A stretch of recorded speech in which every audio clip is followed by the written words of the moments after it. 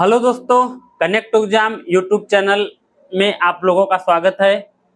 आज हम आप लोगों के लिए साइंस में जो कि अवतल दर्पण और उत्तल दर्पण से संबंधित क्वेश्चन बताएंगे। इसके पहले आप लोगों को हम एक क्लास में बताए हैं कि अवतल दर्पण और उत्तल दर्पण से जो क्वेश्चन बनते हैं यह सब क्वेश्चन रेलवे के विभिन्न एग्जामों में पूछे गए हैं और इन्हीं सब के आधार पर आगे भी एग्जामों में पूछा जाएगा।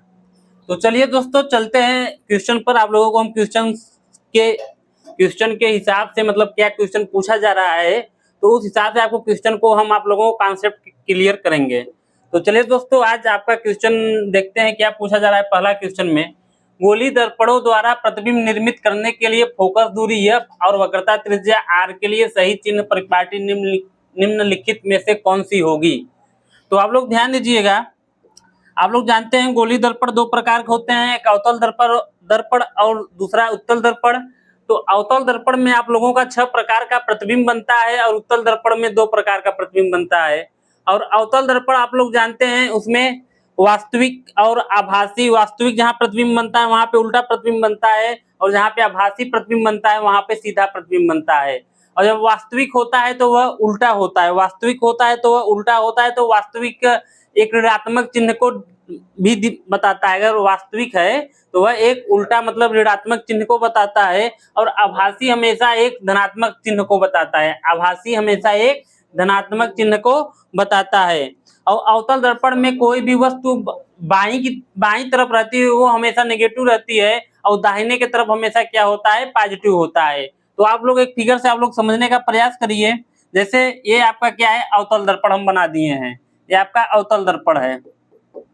अवतल दर्पण भी आपका मुख्य अक्ष यहाँ पे मान लेते हैं P है और ये आपका F है और ये आपका C वक्रता केंद्र है। तो इसमें देखिए क्या क्वेश्चन पूछा जाए। गोली दर्पण का एक प्रकार है अवतल दर्पण, उसमें फोकस F और वक्रता त्रिज्या के R के संबंध में पूछा जा रहा है। तो देखिए इनमें कौन सी सही होगी। पहला दिया गया अवतल दर्पण के लिए रफ ऋणात्मक है और R ऋणात्मक है।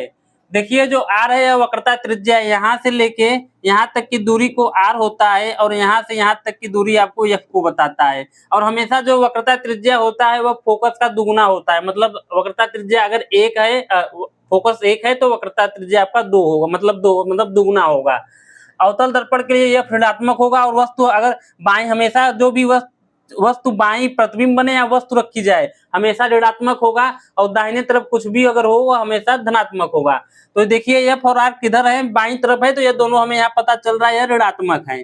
अवतल दर्पण में ये दोनों क्या है, ऋणात्मक को प्रदर्शित कर रहे हैं। तो देखिए पहला ऑप्शन में क्या कर रहा है, अवतल दर्पण के लिए F ऋणात्मक है और R ऋणात्मक है। और ऑप्शन बी में देखिए अवतल दर्पण के लिए F धनात्मक है, R ऋणात्मक है। उत्तल दर्पण के लिए F ऋणात्मक है और R धनात्मक है। उत्तल दर्पण के लिए F ऋणात्मक है और R ऋणात्मक है। और जो आपका उत्तल दर्पण होता है, उत्तल दर्पण आप लोग को हम एक बार बना के बता देते हैं। ये आपका है उत्तल दर्पण। उत्तल दर्पण में हमेशा जो फोकस होता है वह दर्पण के हमेशा दाहिने तरफ होता है, हमेशा क्या होता है, यह दाहिने तरफ होता है। ये आपका C। उत्तल दर्पण में हमेशा फोकस आपका दाहिने तरफ होगा और उत्तल दर्पण में हमेशा बाईं तरफ होगा। जो बाईं तरफ होती हमेशा ऋणात्मक होगा और जो दाहिने तरफ होगा हमेशा धनात्मक होगा। तो अवतल दर्पण में देखिए यहाँ ऋणात्मक और R भी ऋणात्मक, मतलब फोकस भी ऋणात्मक और वक्रता त्रिज्या भी ऋणात्मक है। तो इसलिए इसका ऑप्शन ए सही होगा। अवतल दर्पण में फोकस ऋणात्मक होती है और वक्रता त्रिज्या R भी ऋणात्मक होती है। तो चलिए दोस्तों, चलते हैं अगला क्वेश्चन। अगला क्वेश्चन देखिए क्या पूछा जा रहा है, निम्नलिखित में से कौन सा संबंध उत्तल दर्पण द्वारा उत्पन्न आवर्धन नियम को सही ढंग से दर्शाता है। तो इसमें देखिए आवर्धन की बात हो गई है। आवर्धन क्या होता है आप लोग ध्यान दीजिएगा। आवर्धन जो एक फार्मूला होता है आवर्धन का, आवर्धन नियम बराबर क्या होता है, इमेज अपान ऑब्जेक्ट, इमेज अपान ऑब्जेक्ट होता है। इसका मतलब आप लोग समझिएगा, इमेज क्या है, इमेज किसी वस्तु का इमेज बनता है हमेशा ऊपर रहता है और ऑब्जेक्ट हमेशा नीचे रहता है। इसे आप कर सकते हैं प्रतिबिंब का दूरी और वस्तु की दूरी, प्रतिबिंब की दूरी और वस्तु की दूरी के अनुपात को आवर्धन कहते हैं। तो आवर्धन देखिए, आवर्धन हमेशा या 1 से बड़ा होगा, आवर्धन या 1 के बराबर होगा और आवर्धन या 1 से छोटा होगा। तो इन तीनों में देखिए डिफाइन करना है तीनों क्या बताता है, कब होता है। तो देखिए इमेज इमेज जब बड़ा बनेगा, इमेज जब बड़ा बनेगा तो आवर्धन भी बड़ी बनेगी, आवर्धन भी आपका बड़ा होगा। तो आवर्धन बड़ा होगा मतलब एक से यह बड़ा होगा। कब बनेगा इमेज? जब बड़ा बनेगा। इमेज कब कब बड़ा बनेगा आप लोगों का? जब वस्तु क्या होती है, अवतल दर्पण के जितनी नजदीक होती है इमेज उतना बड़ा बनता है। अगर दर्पण के नजदीक अगर वस्तु है तो वह हमेशा इमेज बड़ा बनेगा। और यह जो जब बड़ा बनता है तो आप लोग जानते हैं कि जो अवतल दर्पण होता है उसमें भी इमेज बड़ा बनता है। इमेज बड़ा कब बनता है? जब वस्तु कहाँ पे हो? जब वस्तु फोकस पर हो तब इमेज बड़ा बनता है। जब वस्तु फोकस और वक्रता केंद्र पर हो तभी इमेज बड़ा बनता है। और इमेज यह सब कैसा बनता है? ऋणात्मक बनता है। और ऋणात्मक हमेशा वास्तविक, ऋणात्मक हमेशा क्या करता है आपका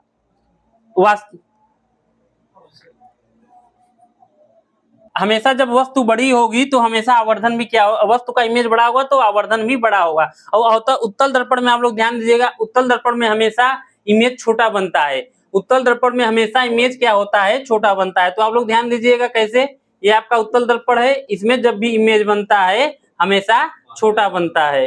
यह एफ है आपका सी। यहाँ उत्तल दर्पण में हमेशा क्या होता है? इमेज क्या होता है? हमेशा छोटा बनता है। और छोटा बनने से मतलब है कि आवर्धन आपका एक से कम होगा। छोटा बनने से मतलब है कि आवर्धन एक से कम होगा।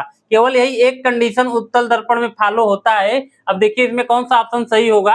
ऑप्शन डी इसमें सही होगा, जो आवर्धन है एक से हमेशा छोटा होगा। उत्तल दर्पण में आप लोग याद कर लीजिएगा, इमेज जो प्रतिबिंब बनता है हमेशा क्या होता है? वह छोटा होता है। जब प्रतिबिंब छोटा बनेगा तो आवर्धन भी आपका एक से कम होगा। तो इसका ऑप्शन डी सही है। और अवतल दर्पण में आपका एक से बड़ा भी बनता है, एक से छोटा भी बनता है।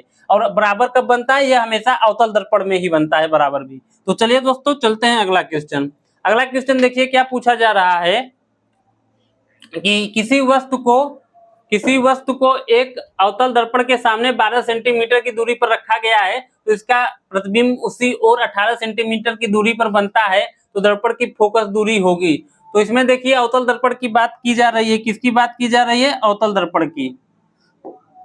अवतल दर्पण की बात की जा रही है। तो अवतल दर्पण में हमेशा आप लोग जानते हैं वस्तु की दूरी और फोकस की दूरी हमेशा दोनों ऋणात्मक होगी। अब तो इसमें देखिए अवतल दर्पण 12 सेंटीमीटर की दूरी पर एक वस्तु रखा गया है, तो यू हमेशा इसमें क्या होता है? ऋणात्मक होता है 12 सेंटीमीटर। और फोकस इसका प्रतिबिंब उसी और 18 सेंटीमीटर की दूरी पर बनता है। प्रतिबिंब उसी और मतलब इधर वस्तु रखा गया है, प्रतिबिंब उधर ही बन रहा है, तो यह भी हमेशा माइनस होगा। ये भी माइनस होगा क्योंकि बाईं तरफ ही बन रहा है। तो दर्पण की फोकस दूरी ये को पूछा जा रहा है, ये पूछा जा रहा है। तो अवतल दर्पण का एक फार्मूला होता है 1/f बराबर 1/v प्लस 1/u। तो इसमें यह पूछा जा रहा है तो हम यह का मान निकालेंगे। 1/v का मान कितना दिया गया है? -18 और प्लस u का मान कितना दिया गया है? -12। तो इसको हम हल करते हैं। -1/18 -1/12, 12 और 18 का अगर लसाअ लेंगे तो 36 हमें मिलेगा। 18 दूना 36 होगा और 12 36 होगा। तो यहाँ 1/f का मान कितना आएगा?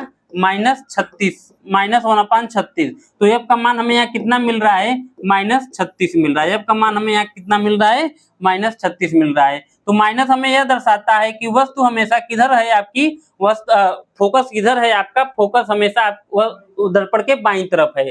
तो बाईं तरफ है तो यह आपका अवतल दर्पण में बाईं तरफ होता है। तो इसमें देखिए कौन सा ऑप्शन सही होगा? ऑप्शन ए सही होगा, -36 सेंटीमीटर। देखिए आपको फार्मूला याद रहेगा और प्लस माइनस अगर सही चिन्ह आप लगा पाए, जान जाएंगे कैसे लगाएंगे तो आप क्वेश्चन को आसानी से बना पाएंगे। तो चलिए दोस्तों, हमें आप विश्वास होगा आप लोग ये क्वेश्चन समझ गए हैं। अगला क्वेश्चन देखते हैं। अगला क्वेश्चन देखिए क्या पूछा जा रहा है। यदि एक गोली दर्पण का आकार इस प्रकार बढ़ता है कि उसकी वक्रता त्रिज्या 2 गुनी हो जाती है तो उसकी फोकस दूरी क्या है? तो इसमें देखिए आप लोग जानते हैं कि हमेशा वक्रता त्रिज्या क्या होता है? फोकस की 2 गुनी होती है, या फोकस दूरी हमेशा वक्रता त्रिज्या की आधी होती है। तो यह r बराबर क्या होता है? r बराबर f/2, r बराबर f/2। अगर हम देखिए r और f अगर देखेंगे, अगर जरूर आधी मतलब ये r हमेशा ये देखियो यहाँ मिस्टेक हो गया आप लोग, थोड़ा 2f होगा।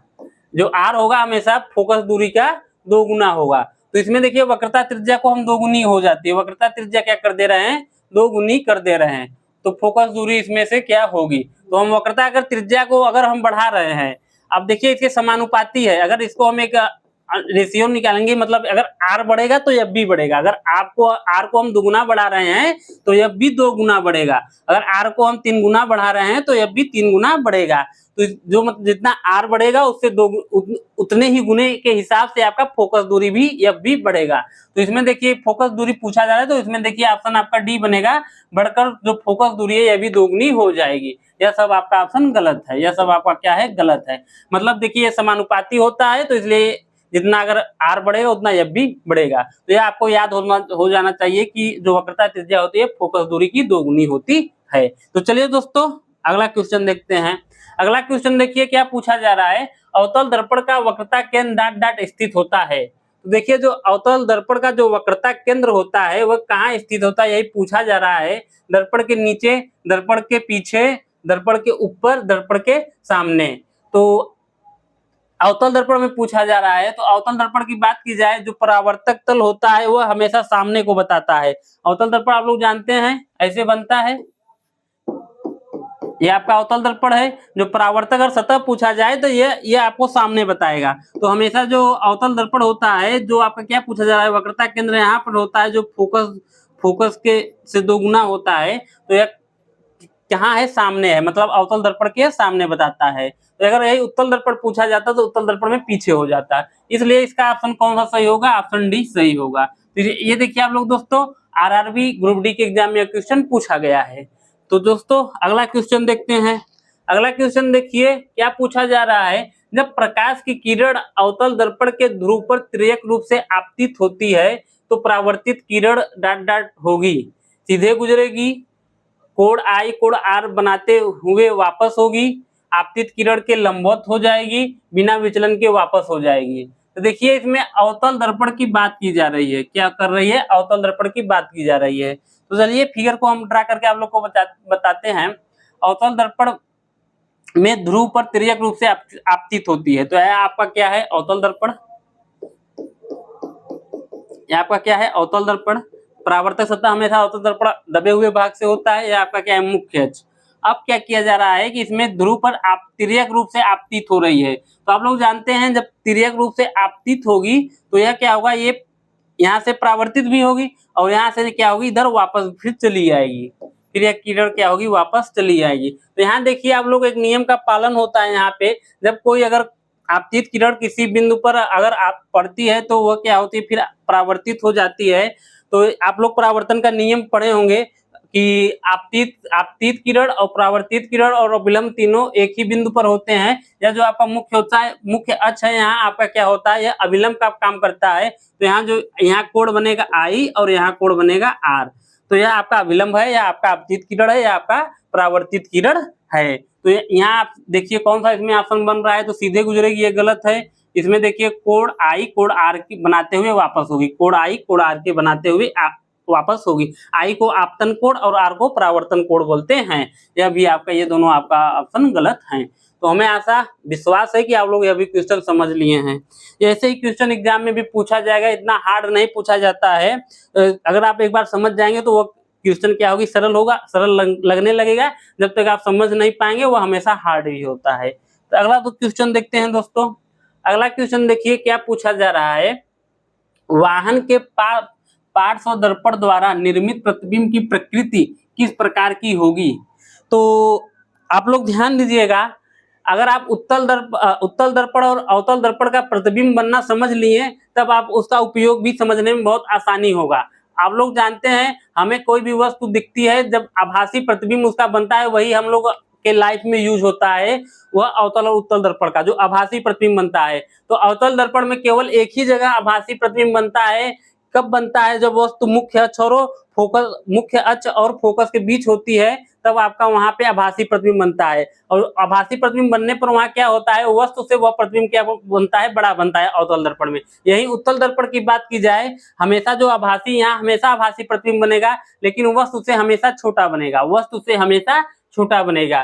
तो आभासी ही हम लोग के यूज में प्रतिबिंब होता है। और जहां आभासी की बात आ जाए वहां सीधा प्रतिबिंब की बात आ जाती है। तो आभासी और सीधा हमेशा आप लोग ध्यान दिमाग में बैठा लीजिए, जहां आभासी सीधा और वास्तविक के साथ उल्टा होता है।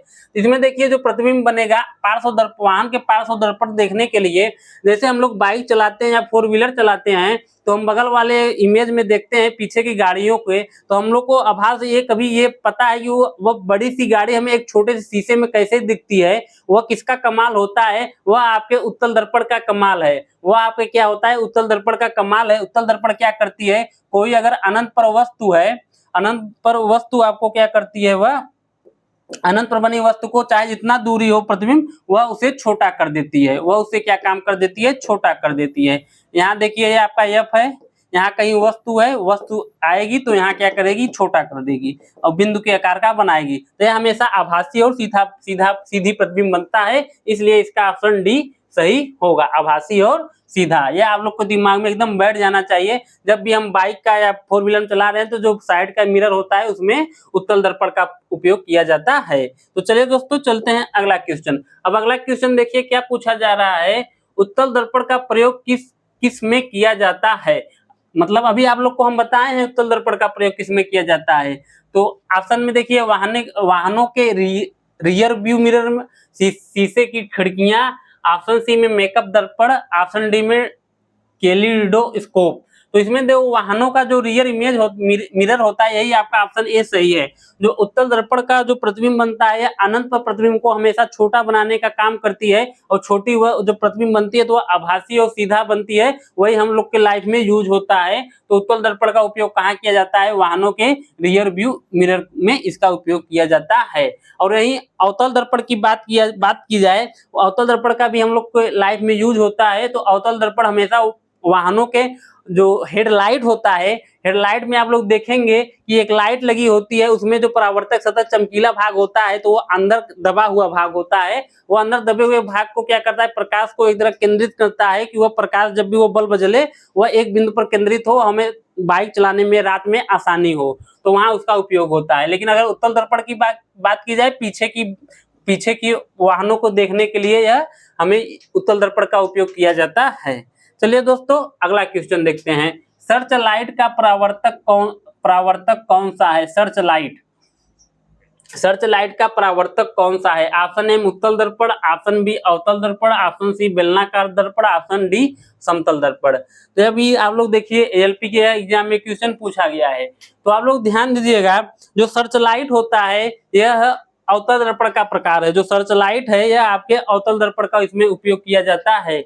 तो अवतल दर्पण का काम क्या होता है? एक आप लोग शब्द सुने होंगे अभिसरित और अपसारित, मतलब अभिसारित और अपसारित। अभिसारित का काम क्या होता है कि कोई प्रकाश की किरण आ रही है वह एक बिंदु पर केंद्रित करने का काम करती है, लेकिन यह गुण किसमें होता है? या अवतल दर्पण में होता है। तो जो सर्च लाइट होता है तो इसमें आपका अवतल दर्पण का उपयोग किया जाता है। तो चलिए दोस्तों चलते हैं अगला क्वेश्चन।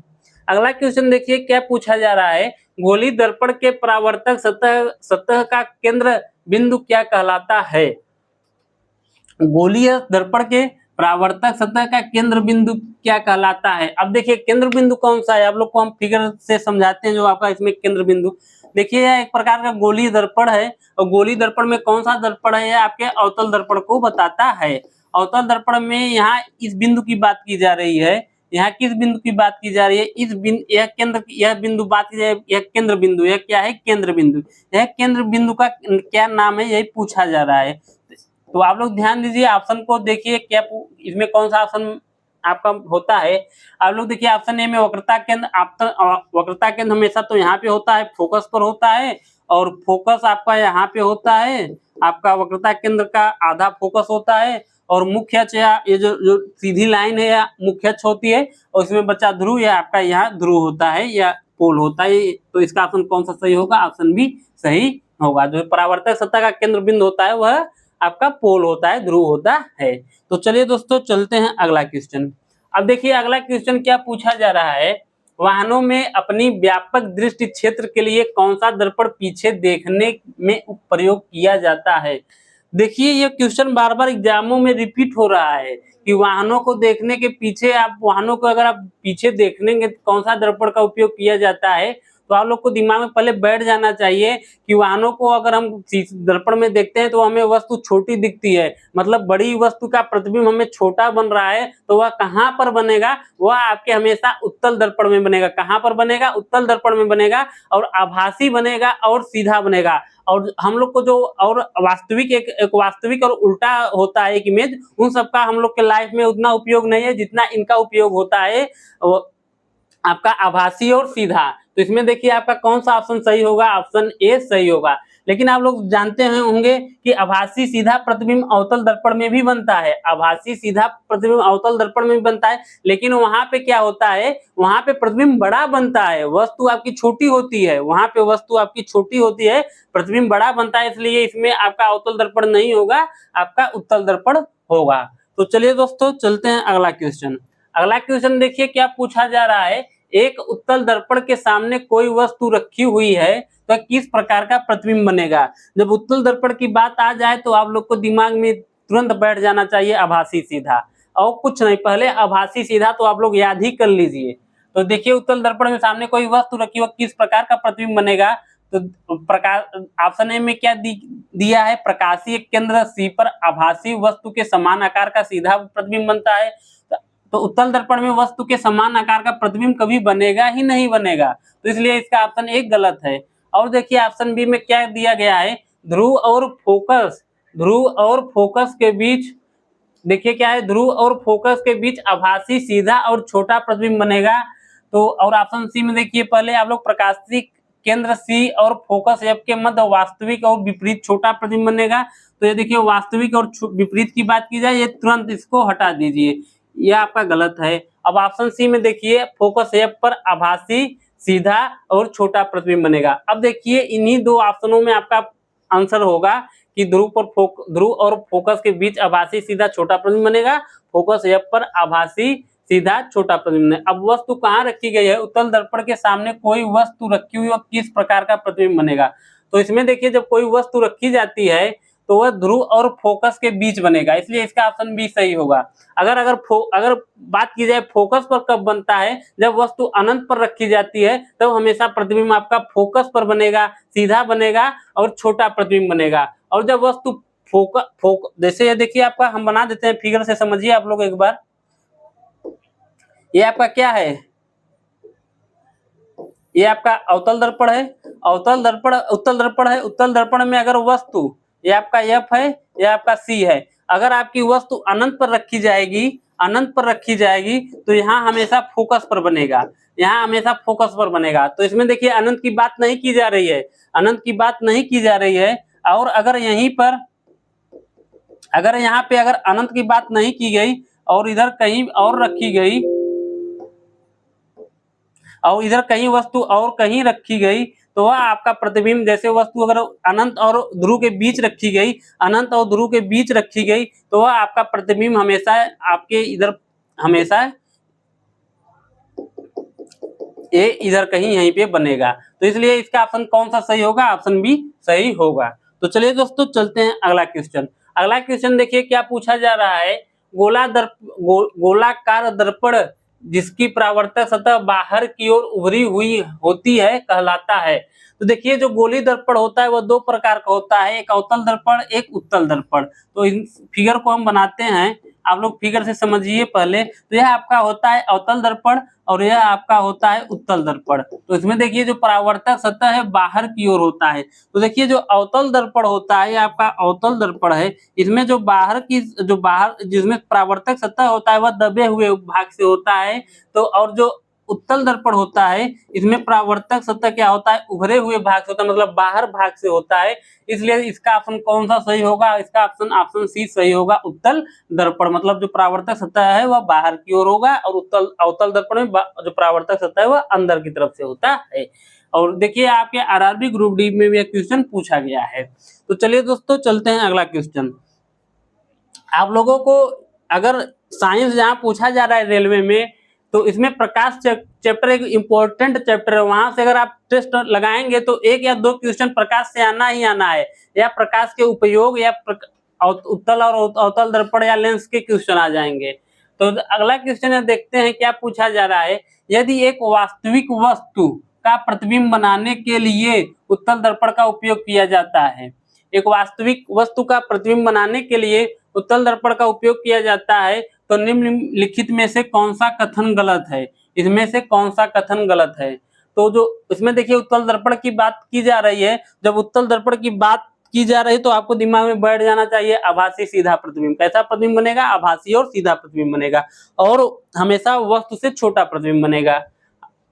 तो इसमें देखिए ऑप्शन ए में क्या दिया गया है? प्रतिबिंब वास्तविक है। उत्तल दर्पण में कभी वास्तविक तो बात ही नहीं होनी होती है, और प्रतिबिंब छोटा होता है, ये तो बात है इसमें। और प्रतिबिंब सीधा है, और प्रतिबिंब पी और एफ के बीच निर्मित होता है। तो इसमें देखिए, इसमें जो है इस क्वेश्चन के हिसाब से अगर आप लोग देखेंगे तो इसमें ये सही है, इसमें ये सही है, ऑप्शन ए सही है। मतलब क्वेश्चन के हिसाब से, मतलब कौन सा गलत है? मतलब यह ऑप्शन ए वाला सही है, लेकिन क्वेश्चन में मतलब यह उत्तल दर्पण में यह नहीं होता है। उत्तल दर्पण में यह नहीं होता है, हमेशा छोटा होता है, प्रतिबिंब सीधा बनता है, पी और एफ में निर्मित होता है, और फोकस पर भी निर्मित होता है। तो यह क्वेश्चन आप लोग समझ लिए हैं। तो चलिए दोस्तों, अगला क्वेश्चन देखते हैं हम।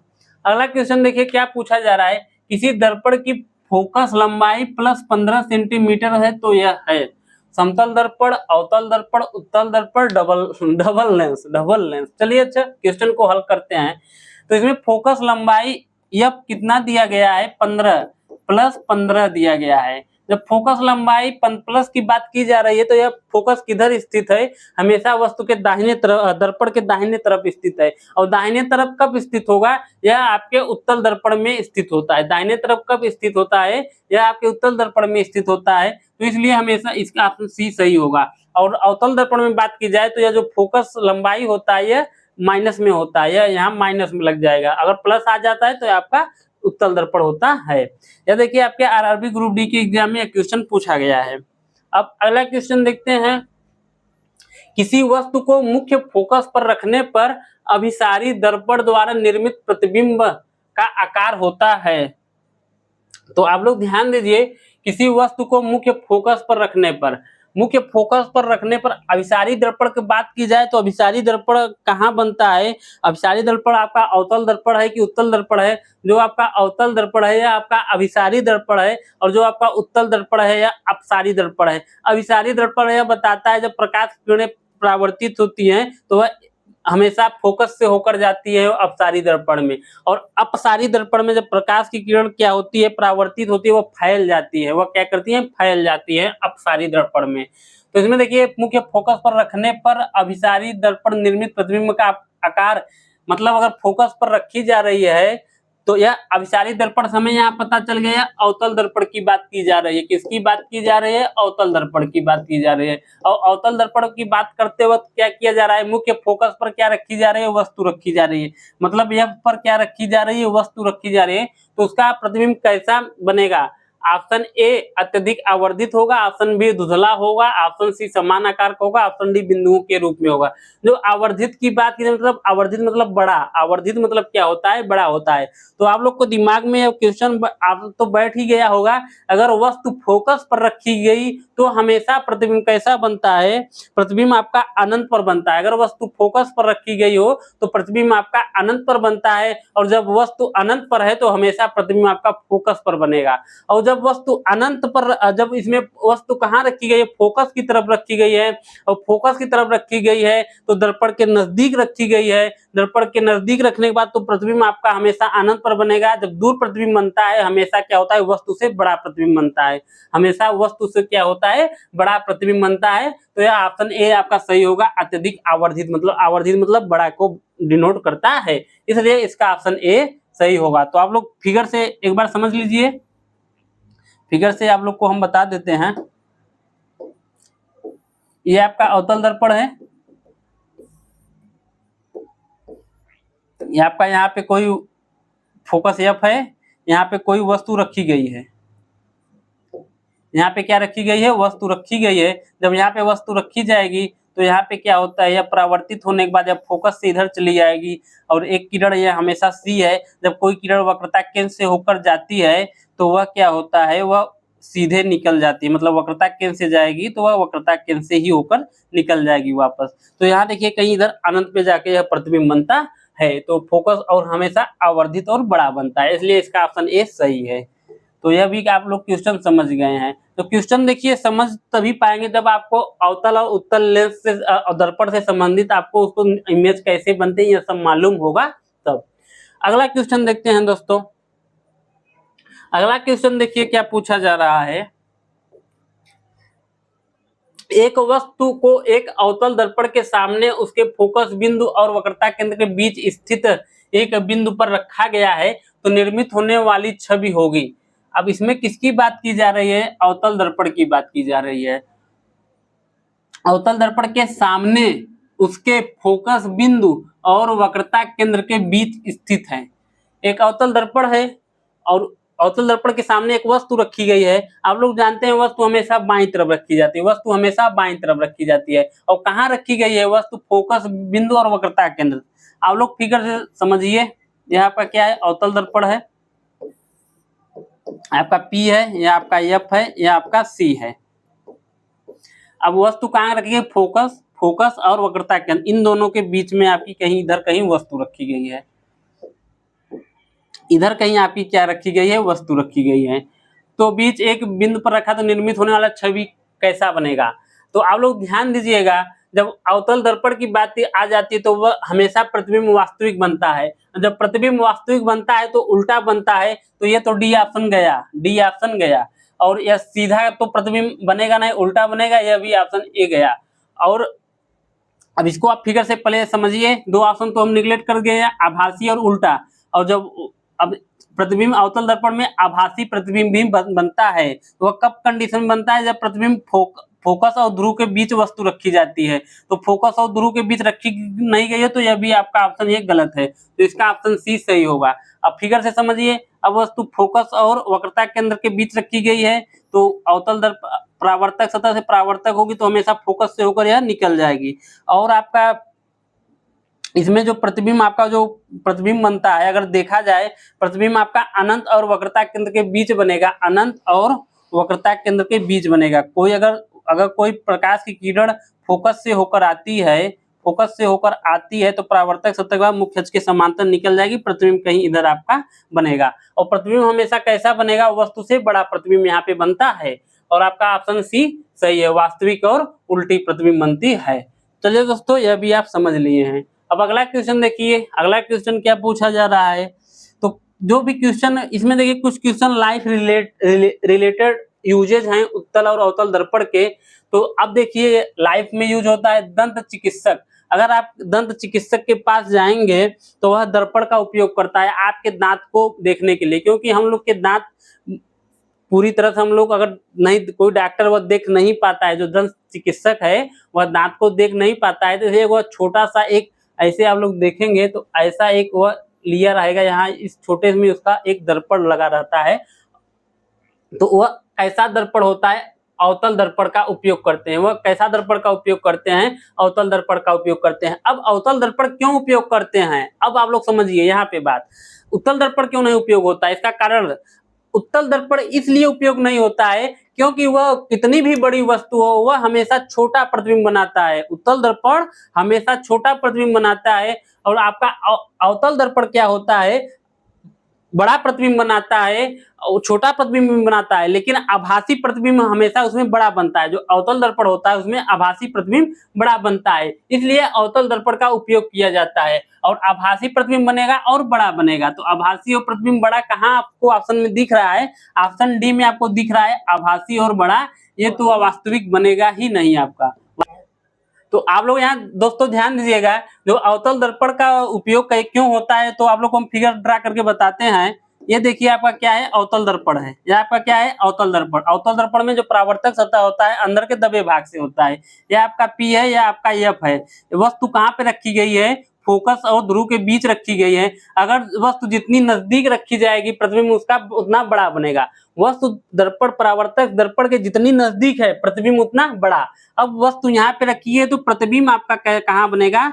प्रतिबिंब आप लोगों का इसमें, यह आपका C है, इसको इधर करेंगे, प्रतिबिंब आपका यह कहीं इधर जाके बनेगा। प्रतिबिंब आपका यहाँ कहीं इधर जाके बनेगा। तो जब देखिए ऊपर की लाइन में जब डॉट डॉट समझ में आ जाए तो यहाँ आभासी प्रतिबिंब बनता है। कैसा प्रतिबिंब बनता है? आभासी प्रतिबिंब बनता है। आभासी और सीधा बड़ा प्रतिबिंब बनता है।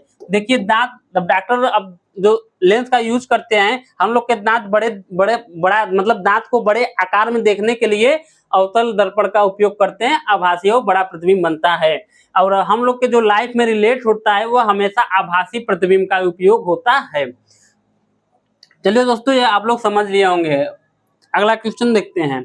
अगला क्वेश्चन देखिए क्या पूछा जा रहा है, निम्न में से किसमें अवतल दर्पण का प्रयोग नहीं होता है?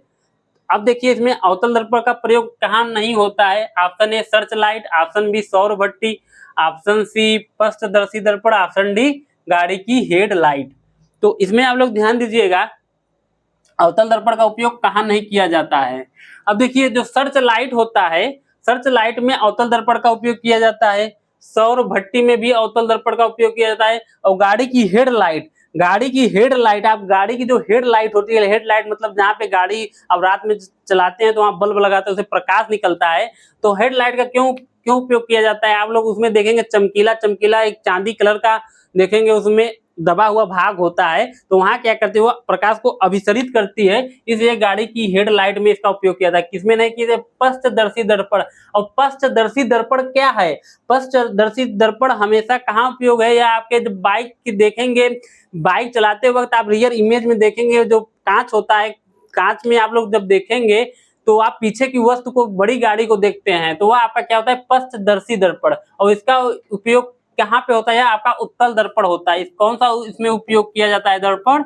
उत्तल दर्पण। उत्तल दर्पण में हमेशा प्रतिबिंब कैसा बनता है? आभासी और सीधा प्रतिबिंब बनता है। और हमेशा वस्तु से हमेशा छोटा प्रतिबिंब बनता है, क्योंकि हमें उस छोटे से ही कांच में देखेंगे, छोटे से यह ग्लास होता है, इसमें आपको पूरी बड़ी बड़ी ट्रक, एक नहीं 2-3 ट्रक दिखेंगी। इस पूरी आपको शीशे में 2-3 ट्रक दिखेंगी। और प्रतिबिंब आपका बहुत, वस्तु आपका बहुत दूर है, लेकिन प्रतिबिंब आपके इसमें बहुत छोटे छोटे बना देता है। वो किसका कमाल है? आपके उत्तल दर्पण का कमाल है। और इसका ऑप्शन कौन सा सही होगा? अवतल दर्पण का प्रयोग कहाँ नहीं होता है? पृष्ठदर्शी दर्पण में नहीं होता है। और किसमें होता है? सर्च लाइट, सौर भट्टी, गाड़ी की हेडलाइट। अब अगला क्वेश्चन देखते हैं। अब अगला क्वेश्चन देखिए क्या पूछा जा रहा है दोस्तों, ये एक क्वेश्चन हुआ। तो आप लोग ध्यान दीजिए दोस्तों, एक क्वेश्चन देखिए क्या है। एक अवतल दर्पण सूर्य के सामने इस तरह से रखा गया है कि सूर्य की किरणों का अभिसरण दर्पण के मुख्य अक्ष। अभिसरण की बात आ जाती है तो आपको दिमाग में बैठ जाना चाहिए अवतल दर्पण। अभिसरण की बात आ जाती है तो आपको दिमाग में बैठ जाना चाहिए अवतल दर्पण के मुख्य अक्ष पर 5 सेंटीमीटर दूर रखिए एक बिंदु पर होता है। अब 3 सेमी लंबी एक मोमबत्ती को दर्पण के मुख्य अक्ष पर 10 सेंटीमीटर की दूरी पर रखा जाए तो मोमबत्ती का प्रतिबिंब कितनी दूरी पर बनेगा? तो मोमबत्ती का प्रतिबिंब पूछा जा रहा है, मोमबत्ती का प्रतिबिंब कितनी दूरी पर बनेगा, यह पूछा जा रहा है। तो आप लोग क्वेश्चन को हल करने का प्रयास करिए, देखते हैं कैसे हल होता है।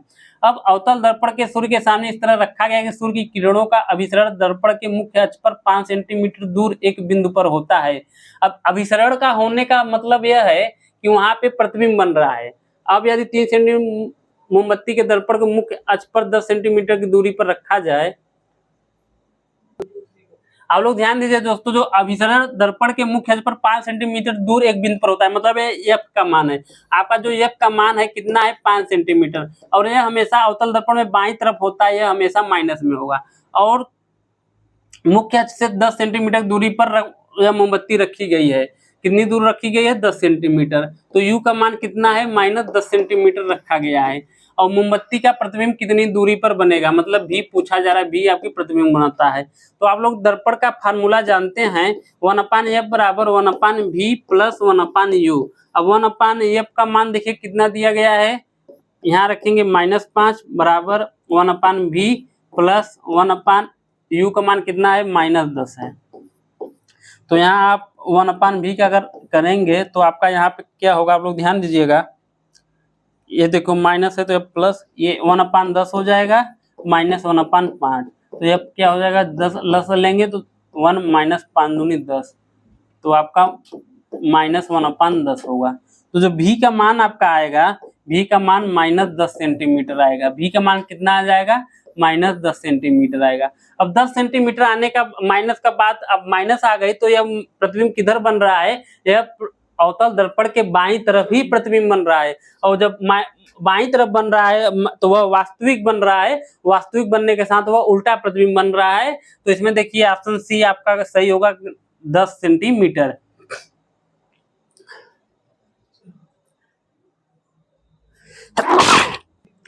तो इसमें आपका कौन सा ऑप्शन सही होगा? Option C, 10 centimetre. देखिए आप लोग को अगर ये आ गया कि कौन वस्तु कहाँ पर, प्रतिबिंब कहाँ पे बन रहा है, फोकस कहाँ पे बन रहा है, और माइनस और धनात्मक चिन्ह आपको लगाना आ गया तो क्वेश्चन बन जाएगा। तो आपके आरआरबी ग्रुप डी के एग्जाम में क्वेश्चन पूछा गया है। तो अगला क्वेश्चन देखते हैं दोस्तों। अगला क्वेश्चन देखिए, यदि किसी अवतल दर्पण पर आपतन कोण 30 अंश हो तो परावर्तन कोण का मान क्या होगा? अब आप लोग समझने का प्रयास कीजिए। अवतल दर्पण को हम बनाते हैं। यह आपका कैसा दर्पण है? अवतल दर्पण। यह आपका P है, यह आपका F है और यह आपका C है। अब इसमें कोई किरण 30 अंश के कोण पर बना रही है। कोई किरण 30 अंश के, यहाँ पे 30 अंश का कोण बना रही है। जो परावर्तित किरण होगी वह भी 30 अंश का कोण बनाएगी। वह भी कितने अंश का कोण बनाएगी? 30 अंश का कोण बनाएगी। क्यों बनाएगी? क्योंकि अगर कोई दर्पण पर अवतल दर्पण पर कोई आपतित किरण आती है, परावर्तक सतह पर टकराने के बाद परावर्तित होती है, तो इसमें कोण I और कोण R बनता है। कोण I आपका आपतन कोण होता है, कोण R आपका परावर्तन कोण होता है। कोण I आपके कोण R के बराबर होता है, मतलब आपतन कोण और परावर्तन कोण के बराबर होता है, इसलिए यह 30 अंश होगा। इसलिए इसका ऑप्शन भी सही है। आपके आरआरबी ALP टेक्नीशियन में क्वेश्चन पूछा गया है। चलिए दोस्तों अगला क्वेश्चन देखते हैं। अब देखिए अगला क्वेश्चन, देखिए क्या पूछा जा रहा है। किसी प्रतिबिंब का आवर्धन -0.65 है तो उस प्रतिबिंब की प्रकृति क्या होगी? तो आप लोग ध्यान दीजिएगा, प्रकृति पूछा जा रहा है। ऐसे ही क्वेश्चन एग्जाम में भी पूछा जाएगा प्रकृति क्या होगी अगर यह सब दिया गया है। तो आवर्धन जानते हैं, आवर्धन क्या होता है? प्रतिबिंब की लंबाई, मतलब प्रतिबिंब की कितना अगर लंबाई अगर प्रतिबिंब की अगर लंबाई बढ़ेगी तो आवर्धन भी बढ़ता है।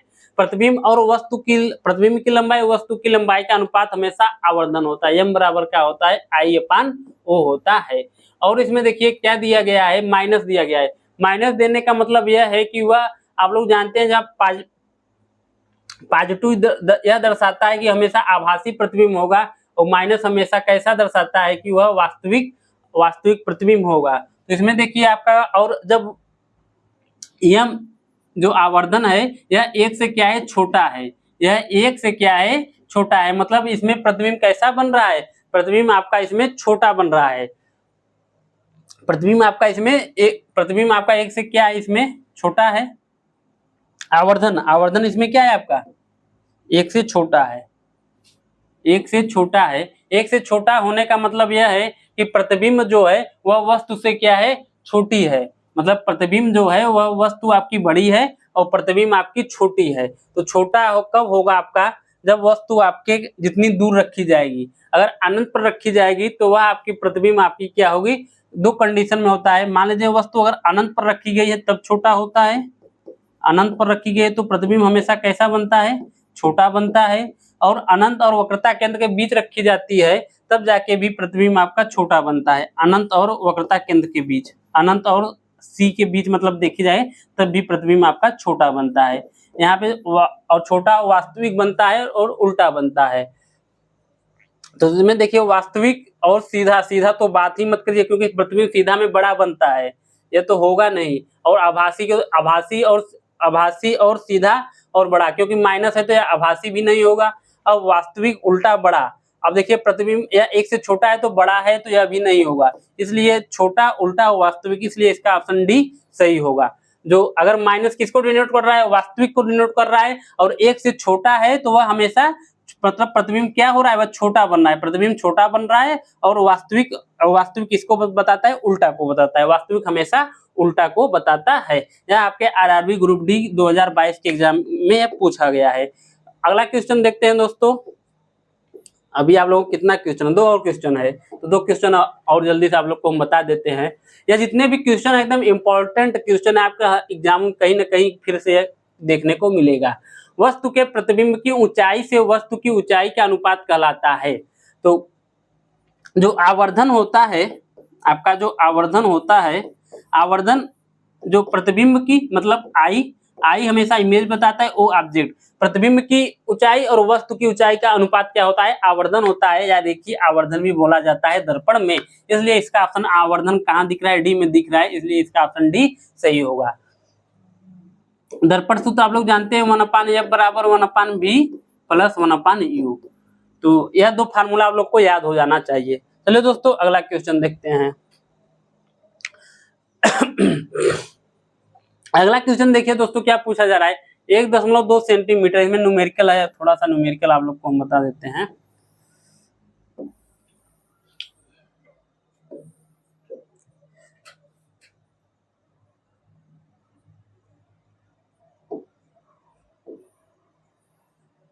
एक 1.2 सेंटीमीटर ऊंचाई की एक वस्तु की हाइट कितनी दी गई है, 1.2 सेंटीमीटर, ओध कितना दिया गया है, 1.2 सेंटीमीटर, और क्या दिया गया है, वस्तु दर्पण से 60 सेंटीमीटर की दूरी पर वास्तविक प्रतिबिंब पाने के लिए 20 सेंटीमीटर फोकसीकरण के एक अवतल दर्पण से 30 सेंटीमीटर पहले रखी हुई है। तो प्राप्त प्रतिबिंब की ऊंचाई ज्ञात कीजिए, मतलब आई का मान हमें निकालना है। 60 सेंटीमीटर की दूरी पर वास्तविक प्रतिबिंब पाने के लिए जो प्रतिबिंब की दूरी है वह कितनी है, 60 सेंटीमीटर। पाने के लिए 20 सेंटीमीटर फोकसीकरण के लिए अवतल दर्पण से, मतलब 20 सेंटीमीटर फोकसीकरण, एफ का मान कितना है, 20 सेंटीमीटर। माइनस होगा क्योंकि हमेशा यह बाईं तरफ है, और वास्तविक प्रतिबिंब 20 सेंटीमीटर अवतल दर्पण से 30 सेंटीमीटर पहले रखी हुई है, तो प्राप्त प्रतिबिंब की ऊंचाई क्या होगी। तो दोस्तों इसमें देखिए जो u है, u आपका कितना है, 30 सेंटीमीटर। 30 सेंटीमीटर क्या है, इसमें हमेशा वस्तु बाईं तरफ होती है, इसलिए माइनस में होगा।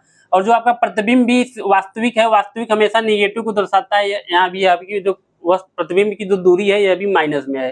तो आप लोग जानते हैं आवर्धन नियम बराबर क्या होता है, I/O, प्रतिबिंब की ऊंचाई अपान वस्तु के ऊंचाई के अनुपात को आवर्धन कहते हैं, और -v/u भी इसका एक फार्मूला होता है। तो I बराबर हमें ज्ञात करना है, I का मान हमें निकालना है, और I बराबर क्या होगा, O का मान कितना दिया गया है, 1.2 सेंटीमीटर, और हमेशा जो प्रतिबिंब क्या बनेगा, यह ऊंची वस्तु है, वस्तु यह पॉजिटिव है, यह ऑब्जेक्ट क्या है, यह पॉजिटिव है क्योंकि वह ऊपर की तरफ है।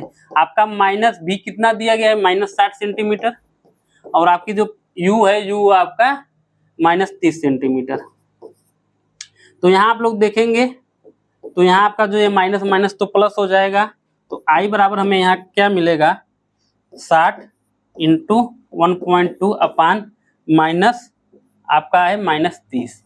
अब यह आपका 30 दूनी 60, तो यह आपका I बराबर क्या होगा, -2.4 सेंटीमीटर, 2.4 सेंटीमीटर। जो I का मान होगा, जो प्रतिबिंब की दूरी होगी और प्रतिबिंब की जो ऊंचाई होगी आपकी 2.4 सेंटीमीटर आएगी, और जो वस्तु है आपका 1.2 सेंटीमीटर है।